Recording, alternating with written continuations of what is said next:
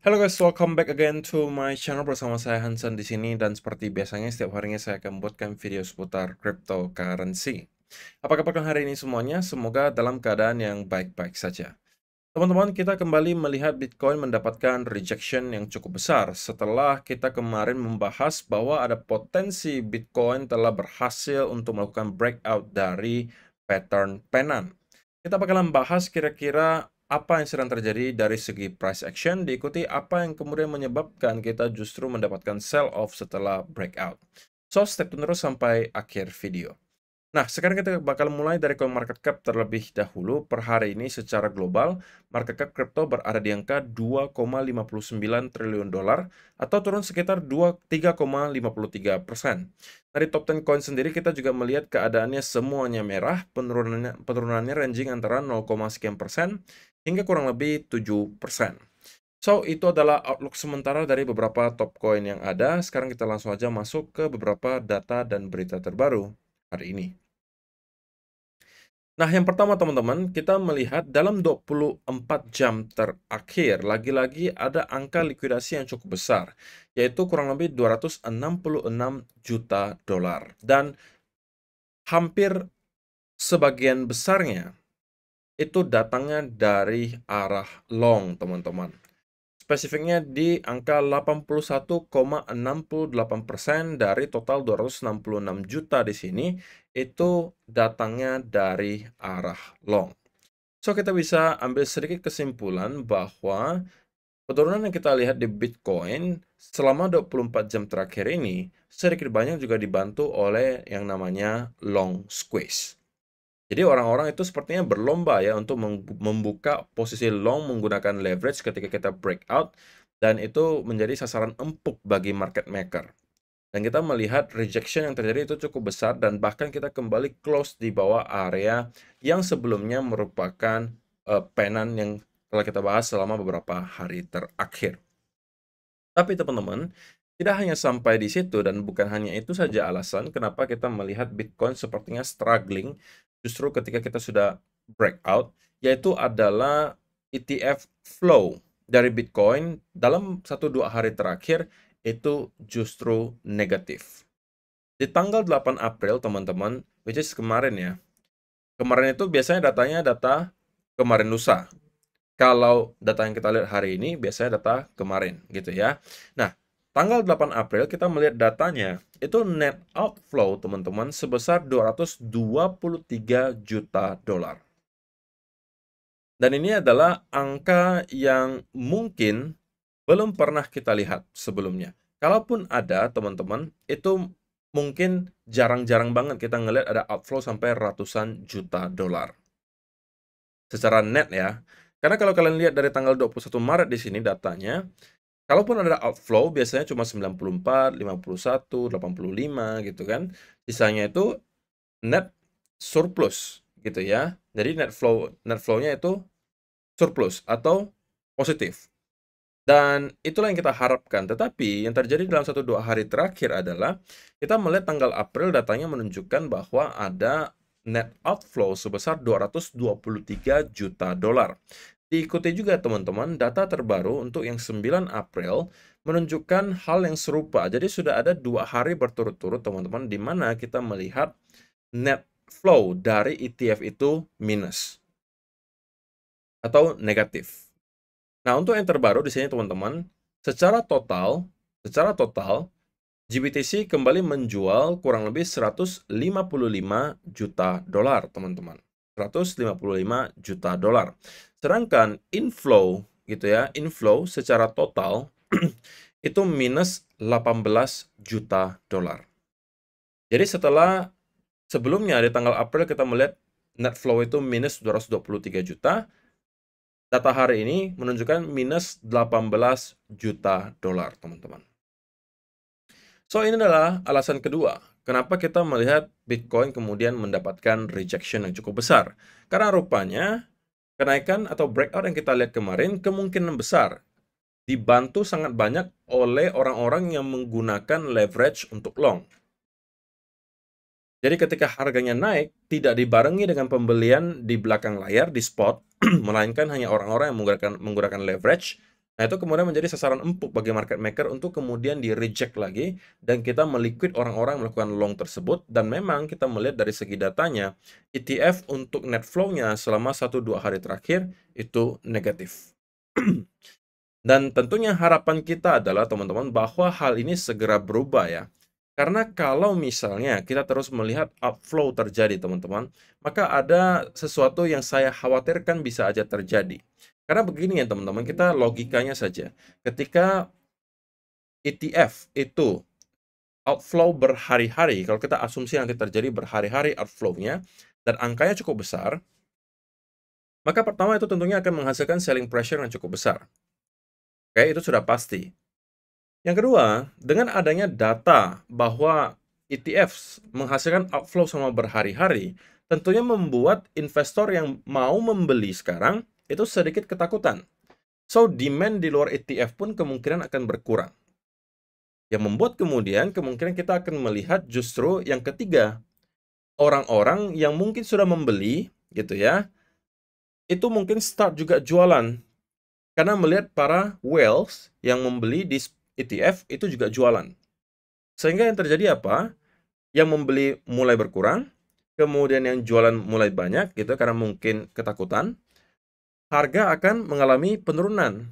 Nah, kemudian efek berikutnya apa? Nah, ini berantai teman-teman. Ketika harga sudah start untuk mengalami penurunan, apalagi penurunannya lumayan signifikan teman-teman, maka yang terjadi berikutnya adalah orang-orang yang sebelumnya tidak merasa perlu menjual pun bisa saja secara tiba-tiba kemudian karena melihat harganya terus mengalami penurunan yang signifikan, harga Bitcoin yang saya maksud, kemudian merasa panik gitu. Dan kemudian menghasilkan semacam panic selling yang juga kembali membawa dampak penurunan harga untuk Bitcoin. Jadi itu efeknya bisa berantai teman-teman. Dari yang awalnya hanya kita melihat outflow dari ETF itu berhari-hari negatif menjadi semacam panic selling. Nah, kalau sampai hal tersebut terjadi teman-teman, maka kita bisa saja melihat Bitcoin kembali break di bawah 60.000. Artinya kita bisa kembali ke area 50 atau 55.000. Kalau semua yang saya sebutkan itu tadi terjadi, teman-teman. Maka, harapan saya tentunya adalah kita bisa melihat data tersebut segera berubah, teman-teman. Kita mau melihat ETF kembali on track, walaupun mungkin kita nggak perlu muluk-muluk lah harapin inflow-nya besar-besar banget tiap hari. Yang penting positif aja dulu. Sehingga sentimen di market itu nggak negatif-negatif banget gitu. Jadi kita harus pantau selama beberapa hari ke depan, terlebih lagi teman-teman, akan ada data CPI untuk minggu ini yang bakalan dirilis dari Amerika Serikat yang tentunya juga akan sangat berpengaruh, terutama nanti untuk dollar index, S&P 500, dan kita tahu ketika S&P 500 volatil, itu biasanya juga Bitcoin akan sedikit banyak melakukan hal yang sama. So, semoga itu dapat menjelaskan sedikit ya teman-teman mengenai outlook saya secara general terhadap Bitcoin. Dan apa penyebab yang menyebabkan kita melihat Bitcoin itu mendapatkan koreksi. Dari yang awalnya kita kemarin melihat sudah berhasil breakout di atas 70.000 lagi, bahkan kita sempat menyentuh ke area 72.700 sampai 800-an teman-teman. Jadi udah cukup tinggi ya, 72 ribuan kita kemarin menyentuh, sebelum pada akhirnya kita mendapatkan rejection itu. Oke, dan ini yang saya sebutkan tadi bahwa kita bahkan kembali close di bawah area upper trend line-nya di sini. Sehingga teman-teman, senario yang kemarin saya sampaikan sebagai senario invalidasi itu telah terjadi. Jadi ini kita bisa kategorikan sebagai sebuah fake out ya teman-teman. Dan dengan adanya hal ini tentunya bukan sebuah sign yang cukup baik menurut saya. Karena itu berarti para bulls tidak berhasil mempertahankan breakout yang sebenarnya telah terkonsolidasi gitu ya. Itu selama kurang lebih 1 bulan. Mereka mencoba untuk breakout, tapi kemudian gagal. Nah, dengan adanya hal tersebut teman-teman, terlebih lagi kalau misalnya kalian perhatikan dari segi price action di time frame yang kecil, menunjukkan bahwa kita sepertinya membentuk semacam konsolidasi atau bearish continuation pattern, maka saya harus sampaikan bahwa ini bisa jadi justru adalah peluang teman-teman untuk melakukan short kalau misalnya kalian hobinya scalping gitu. Tetapi shortnya baru akan ketemu menurut saya dengan risk to reward ratio yang baik. Kalau kita mampu menyentuh kembali ke area trendline di sini dan kemudian kalian mendapatkan ada reversal pattern, atau kalian yang konservatif itu bisa menunggu breakdown dari trendline-nya di sini dan menarikkan setidaknya ke area lower trendline. Nah, kalau kalian bisa mendapatkan setup dengan risk to reward ratio yang baik, ini mungkin bisa salah satu yang kalian consider. Tetapi kalau kalian tidak bisa mendapatkan setup yang baik, maka tinggalkanlah dulu teman-teman. Gak usah buru-buru untuk masuk ke Bitcoin terlebih dahulu. Kemarin sebenarnya saya pribadi juga pengennya mencari long setup, tetapi karena tidak ada sama sekali setup yang bisa dimanfaatkan di sini, teman-teman, kita hanya sell off terus-menerus di sini. Tidak ada indikasi bahwa kita akan melanjutkan kenaikan. Sehingga harusnya teman-teman juga tidak mendapatkan setup untuk long ya di hari kemarin. Dan hari ini justru kita melakukan breakdown. So, otomatis kita tidak lagi mencari peluang untuk long. Kalaupun mau short, kalian harus mencari setup dengan risk to reward ratio yang tentunya baik. Nah, teman-teman, kalau saya pribadi, secara price action, saya expect sekali lagi Bitcoin untuk setidaknya akan nge-retest ke area lower trendline lagi. Karena kita sekarang melihat ada selling pressure yang cukup besar di sini, teman-teman. Oke, kita sekarang sedang terkonsolidasi dan kemungkinan akan melanjutkan penurunan nyampe ke sekitaran area 67 ribuan di sini. Yang kalau mampu kita jebol, teman-teman. Nah, yang kalau mampu kita jebol, maka kita berpotensi melakukan sesuatu yang cukup besar, yaitu adalah breakdown dari area trendline yang telah menahan Bitcoin dari kurang lebih tanggal 19 sampai 20 Maret kemarin sampai sekarang. Dan kalau itu terjadi, teman-teman, kita bisa expect akan ada koreksi yang jauh lebih dalam terjadi ke Bitcoin. Dan bahkan worst case scenario-nya kita bisa kembali breakdown di bawah area 60.000, kemungkinan menuju ke area 50 sampai 55.000 dolar sebagai area major support berikutnya. Jadi dengan adanya penjelasan tersebut, teman-teman, harusnya kalian sedikit banyak mengerti ya bias-nya untuk short term flip ke arah bearish, oke, selama area trendline ini mampu kita hold. Dan kalau misalnya teman-teman mencari peluang untuk trade, maka untuk sekarang menurut saya akan lebih make sense untuk short daripada long. Itu pun kalau kalian berhasil mendapatkan setup dengan risk to reward ratio yang baik. Kalau kalian mau long, teman-teman, maka yang paling make sense adalah kalian setidaknya menunggu dia kembali ke area trendline di sini. Kemudian ada indikasi pelemahan momentum bearish, diikuti ada reversal pattern. Nah, ini mungkin kalian bisa manfaatkan untuk kembali setidaknya nge-retest ke area trendline ini. Atau kalau kita bisa breakout, maka kita bisa expect akan ada kenaikan yang lebih lanjut. Tapi kalau tidak, sekarang menurut saya bukan saatnya untuk long, teman-teman. Jadi mudah-mudahan yang saya sampaikan di video hari ini dapat membantu kalian untuk mengambil keputusan lebih lanjut, terutama untuk kalian yang merupakan traders ya. Kalau kalian yang investor gitu ya, kalian katakan kalian sebagai seorang investor Bitcoin, ya ini bukan sesuatu yang harusnya kalian khawatirkan, teman-teman. Kenapa? Perlu saya ingatkan kembali bahwa dari November 2022 kita anggap sampai sekarang, oke, kurang lebih 1,5 tahun lah ya, 1,5 tahun. Kita telah mengalami kenaikan berapa? 371% untuk Bitcoin. So, ada konsolidasi atau koreksi yang terjadi, itu adalah wajar, teman-teman. Kalaupun kita drop sampai di bawah 60.000, itu bukan sesuatu yang menurut saya terlalu extraordinary. Biasa saja. Karena itu hanya berarti kita melihat Bitcoin mendapatkan koreksi, kalau kita anggap ini sebagai topnya, dan kita anggap aja nyampe ke 50.000 deh. Gitu ya, 50.000. Itu adalah koreksi kurang lebih 30%. Dan itu merupakan sesuatu yang wajar terjadi. Karena di cycle-cycle sebelumnya pun, walaupun kita berada di bull market, di pertengahan cycle selalu akan ada namanya mid cycle correction. Dan itu biasanya 30, 40, bahkan 50%. Jadi kalaupun kita drop sampai 50 lagi, ya itu bukan sesuatu yang baru gitu loh. Tetapi apakah akan garansi terjadi? Ya tentunya tidak.